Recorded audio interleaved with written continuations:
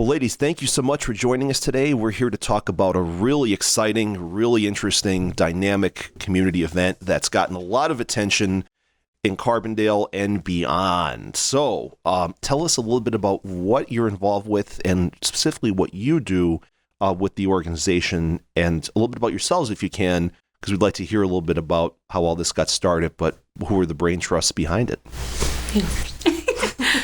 So I'm Stefanie, and this event is 3 years old. And what is tell us about the name of the event. The Carbondalien Festival. All right. So we've heard all about it. I was there for the first year. Great time out on the street of Carbondale. A lot of different people, a lot of people that I wouldn't always expect to see at a community event, which is one of my kind of gauges on the success of the marketing and the appeal to a festival type event like this, is when you pull up and you walk in and you see some people that you know you're going to see, but you also see a lot of people that you didn't expect to see. So just continue to tell us a little bit about yourselves and specifically about the festival a little bit here, and we'll go from there. Yeah.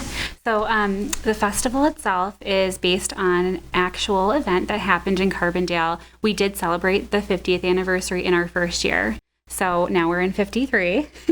And I'll let Nicole tell you about the history, because she's actually from Carbondale and knew about this well before I did.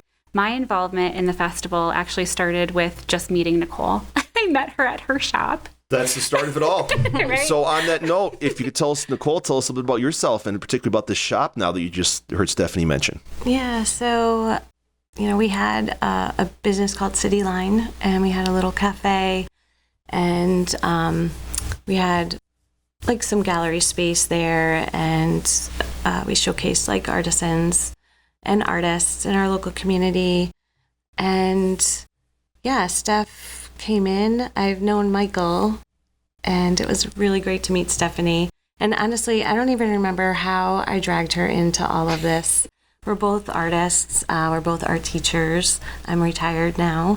And I don't know, I felt an instant connection to Stefanie, and I certainly appreciated all of her expertise in working at the Everhart and some other places that she'll share, where she has worked in this field of art and celebrating local artists.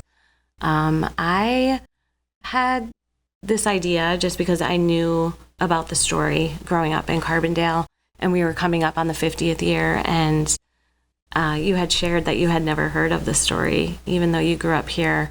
And I was always surprised by that this really cool thing happened in our town and people weren't talking about it. So that's a great point. So tell us a little bit about the story, about the occurrence, the happening that inspired the festival. Because as we mentioned when we were getting warmed up, growing up in the area, I didn't grow up in Carbondale, but just in northeastern Pennsylvania. I had friends from Carbondale. Later went on and made some connections in the community through my professional work in Carbondale. And I didn't really hear about the incident here, we'll call it, until 2 or 3 years before the festival, I would say. So it's a long time. And I've been involved in the community quite a bit, and no one ever really talked about this with me. So tell us a little bit about that event that inspired the festival, because it's pretty cool. Yeah, so November 9th, 1974, there were some teenage boys hanging out near Russell Park, and they saw something, a fireball or an orb, come over Salem Mountain. And the way they described it was it hovered over the silt pond. So it was an old strip mining operation behind Russell Park. And then it landed, not crashed, in their words, into the pond.